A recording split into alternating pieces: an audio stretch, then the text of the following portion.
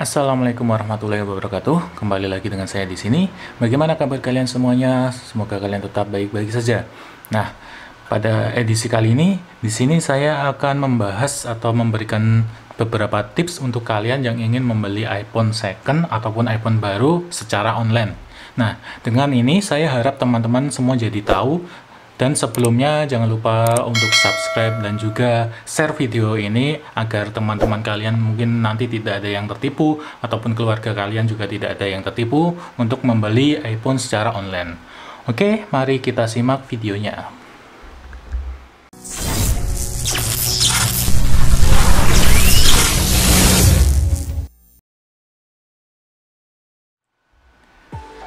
Nah, video ini saya buat bukan karena saya menjadi korban penipuan, tapi jika kalian ingat pada video saya yang sebelumnya, yang saat saya mereview iPhone 8a gadget, di situ saya meminta teman-teman untuk berkomentar toko online mana yang akan menjadi saya tempat review selanjutnya.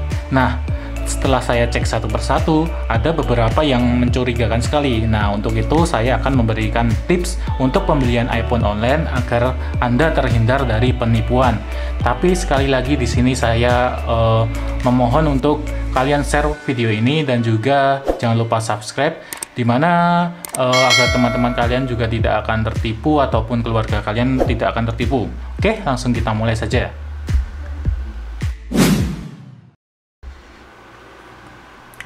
Oke, untuk tips yang pertama saya di sini mengambil contoh di Instagram, karena Instagram biasanya menjadi ladang bisnis ya, karena dengan mudahnya penjual untuk mengepost postingan dagangan mereka, dan juga para pengguna terkadang seperti tergiur akan harganya. Nah, pada dasarnya penipu di IG itu ada 3 kategori. Yang pertama, username menggunakan nama orang lain, dan yang kedua, mereka menggunakan username nama toko palsu mereka sendiri, dan yang terakhir mereka menggunakan username yang dipalsukan, yang mana dia menggunakan nama toko yang aslinya tuh memang ada, tapi dia membuat medsos cloningan untuk melakukan tindak kriminal penipuan. Oke, untuk yang pertama di sini saya memiliki satu contoh penipu ya, namun tidak saya beberkan username-nya karena mungkin bisa jadi simalakama bagi saya. Nah, di sini yang pertama yaitu cek riwayat username-nya. Nah, biasanya penipu itu sudah beberapa kali mengganti username-nya. Kalian bisa mudah untuk mengeceknya, yaitu kalian kunjungi profilnya dan klik 3 titik di atas pojok kanan atas dan cari about this account ataupun tentang akun ini. Jika kalian lihat di situ biasanya penipu sudah beberapa kali merubah username-nya untuk meninggalkan jejak dari penipuan yang sebelumnya. Oke, di sini kalian bisa lihat contoh akun penipu ini sudah pernah mengganti 5 kali username. Oke, itu tandanya mungkin bisa meragukan ya, tapi tidak cukup di sini saja untuk tipsnya. Dan yang selanjutnya yaitu biasanya penjual asli dia tuh mau memberikan link dagangan marketplace-nya, mungkin itu Shopee, Tokopedia, Bukalapak ataupun yang lainnya. Tapi ini nggak ada ya. Dia hanya ada link dan link itu hanya menuju ke WA-nya. Yang paling utama yaitu jika kita mentransfer atau membeli di sebuah toko yang asli ataupun sudah toko besar, biasanya rekening dari penjual itu menggunakan rekening nama tokonya, ataupun bisa disebutkan rekening sudah berbentuk PT ataupun CV, bukan rekening perorangan. Walaupun beberapa toko asli masih menggunakan rekening perorangan, tapi pada sebagian besar penipu tidak berani menggunakan nama PT. Oke, selanjutnya kita jangan tergiur testimoni-testimoni yang ada di feed-nya ya. Bisa kita lihat di sini. Di sini dia ada testimoni-testimoni. Nah, kalian bisa lihat ini ya.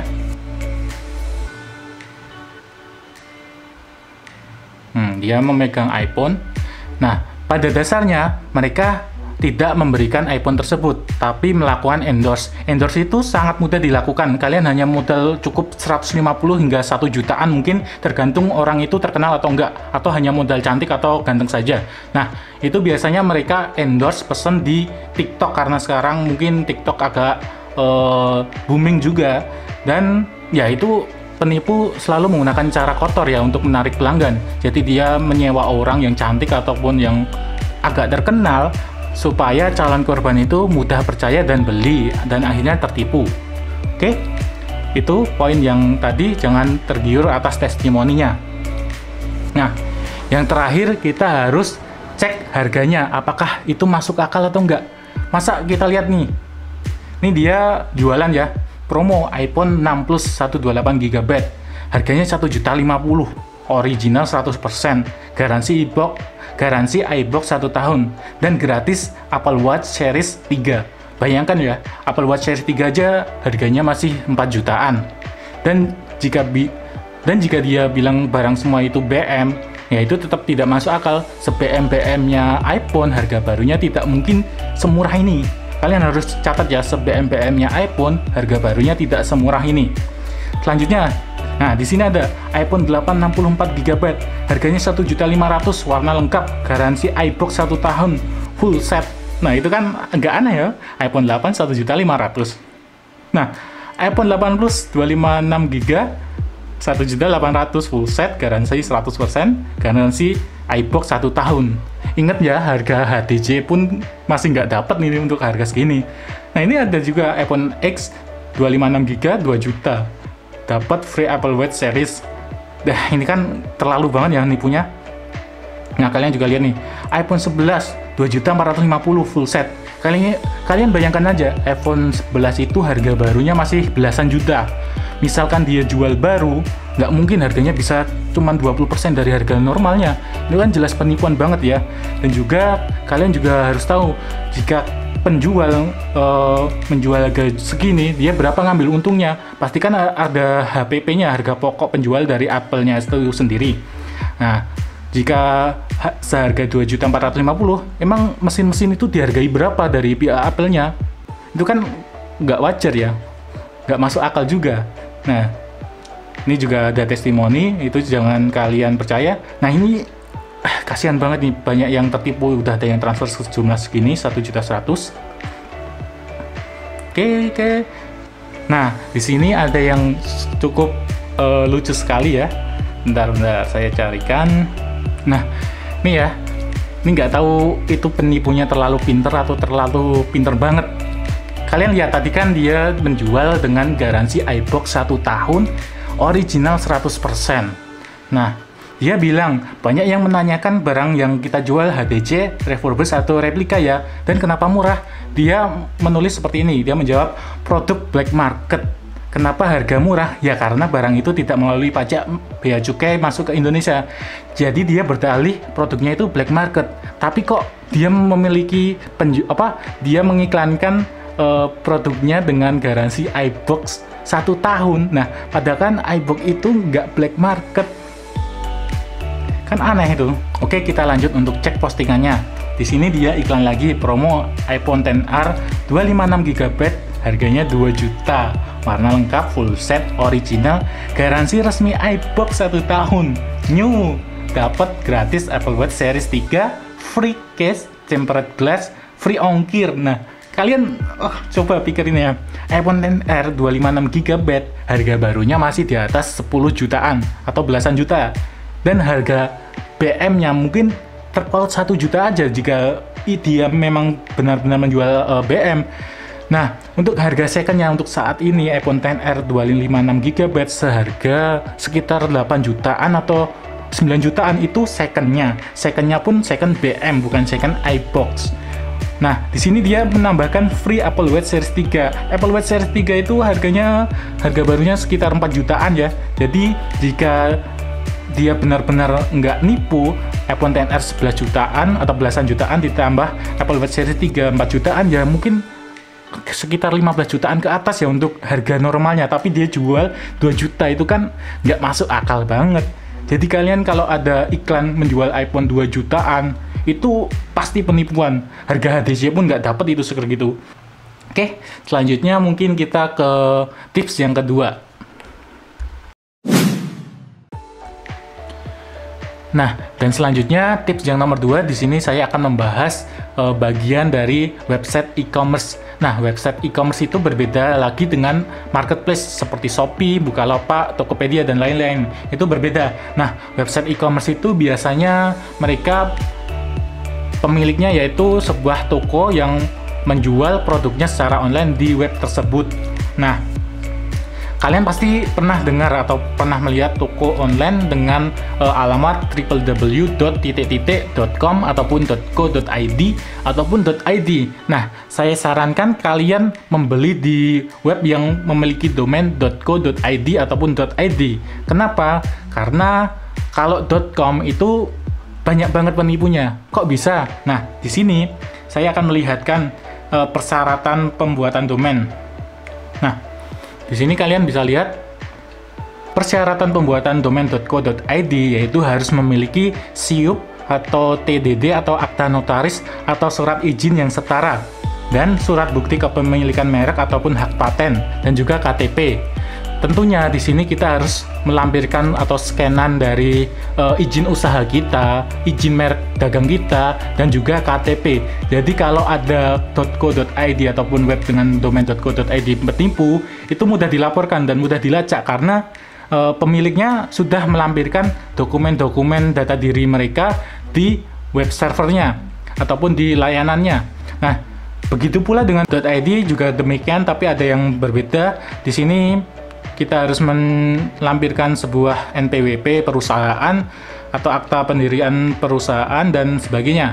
Intinya, website dengan domain .co.id dan .id itu memiliki persyaratan melampirkan identitas yang cukup banyak. Jika menipu dengan akun itu, maka pemilik dari web itu pasti tertangkap karena semua data dirinya sudah terekam di layanannya.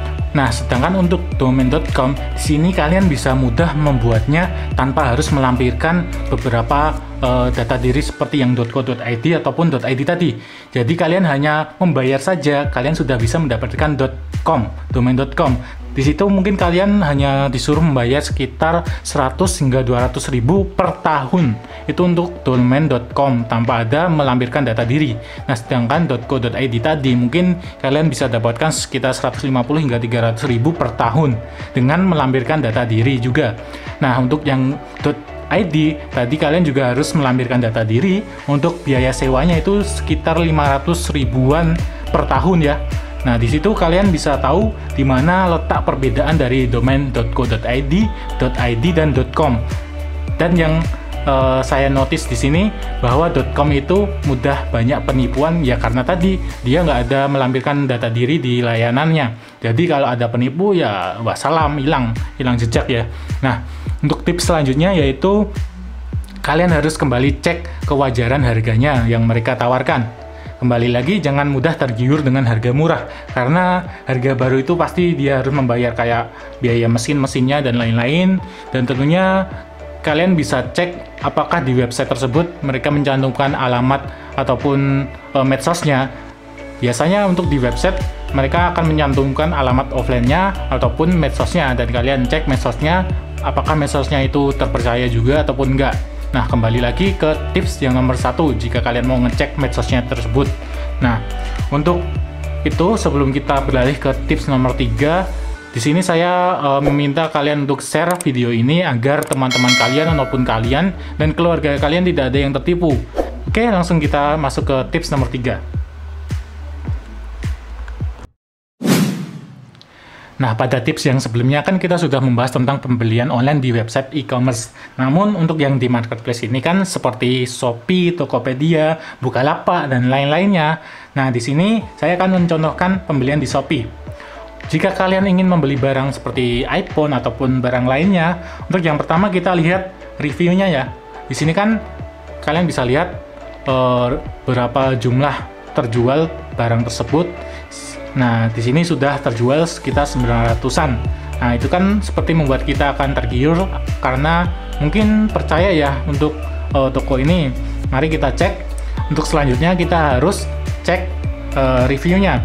Review secara manual. Kenapa manual? Nah, kita harus membaca beberapa review dari orang-orang yang sudah pernah beli.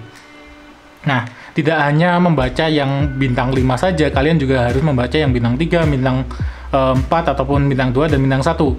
Jika mungkin itu membuat kalian ragu karena ada yang mungkin komen buruk, nah kalian mungkin bisa pindah ke lapak lain. Nah, untuk selanjutnya kalian harus membaca deskripsinya. Kenapa? Karena di situ biasanya ada ketentuan garansi. Seperti ini contohnya. Nah, garansi hanya 7 hari dan tidak berlaku jika segel rusak ataupun feedback negatif garansi hangus. Mungkin jika kalian sudah membeli produk dari sini dan kalian memberikan review ataupun bintang 1 ataupun 2, yang mana itu kan sebenarnya jujur kalian mendapatkan puas atau tidaknya. Nah, itu ternyata menghanguskan garansi. Nah, itu harus kalian perhatikan juga. Oke, untuk yang selanjutnya, jika kalian beli di marketplace dan biasanya ada seller yang ngechat untuk melakukan klik link pada sebuah alamat. Nah, itu kalian jangan klik ataupun kalian jangan buka link tersebut, karena biasanya itu sebuah tautan phishing, yang mana kan kalian sudah transfer di akun Shopee tersebut. Nanti orang itu membuat phishing dan dia akan hack akun marketplace Anda dengan tujuan untuk meng-ACC barang diterima. Jadi seolah-olah kita sudah menerima barang dan transfer uangnya ke penipunya itu. Nah, itu jangan. Nah, untuk kesimpulannya yaitu yang pertama, mungkin tips di atas tidak bakal berlaku jika kalian sudah memiliki teman ataupun orang yang kalian percaya yang sudah merekomendasikan untuk membeli di sebuah toko yang mungkin itu lebih murah, dan dengan catatan orang tersebut sudah membeli sebelumnya. Nah, dan yang selanjutnya yaitu jangan mudah dengan tergiur harga. Sekali lagi, se-BM-BM-nya iPhone, harga tidak mungkin menjadi 20% saja ya. Seperti tadi iPhone XR yang harga aslinya masih di atas belasan jutaan, tapi dia menjual dengan 2 jutaan, itu kan nggak mungkin ya. Dan juga stop bilang pada korban penipuan sebagai kurang smart buyer ya. Di situ kan ya kasihan karena sudah tertipu, dapat bully juga. Nah, akibatnya penipu kan akan senang dan merajalela ya setiap penipuan yang terjadi yang disalahkan pembelinya. Oke, nah di sini saya akan memberi satu tambahan kesimpulan. Mungkin ada penipu ataupun oknum penjual yang suka menipu itu melihat video saya ini dan mereka berniat untuk merubah skema dari harganya. Mungkin harganya akan diganti secara realistis mendekati dengan harga aslinya, tapi tetap menipu. Nah, di sini saya akan memberi sebuah nasihat ya, karena kita hidup di dunia itu ada dua hubungan ya, hablum minallah dan hablum minannas. Jika kita salah terhadap Tuhan kita bertobat, insya Allah Tuhan memaafkannya. Tapi jika kita salah terhadap sesama manusia, bertobat dengan Tuhan pun tidak cukup. Kita harus meminta maaf terhadap orang yang menjadi korban-korban penipuan kita. Nah, pertanyaannya bagi kalian yang menipu, apakah bisa kalian meminta maaf untuk seluruh korban kalian semua? Apakah kalian bisa menemui seluruh korban penipuan kalian semua? Nah, itu tanggungan kalian sendiri di dunia dan di akhirat. Oke, cukup di sini saja. Jangan lupa like, komen, dan share tentunya. Dan juga jangan lupa untuk subscribe. Saya harap video ini sangat bermanfaat, tidak ada lagi kata tertipu, teman-teman kalian ataupun keluarga kalian juga tidak akan tertipu lagi nantinya. Dan mohon maaf jika ada salah kata ataupun belibet seperti biasanya, ataupun dengan nada yang cukup tegas ya mungkin. Nah, saya maaf sekali lagi atas hal itu, dan terima kasih. Wassalamualaikum warahmatullahi wabarakatuh.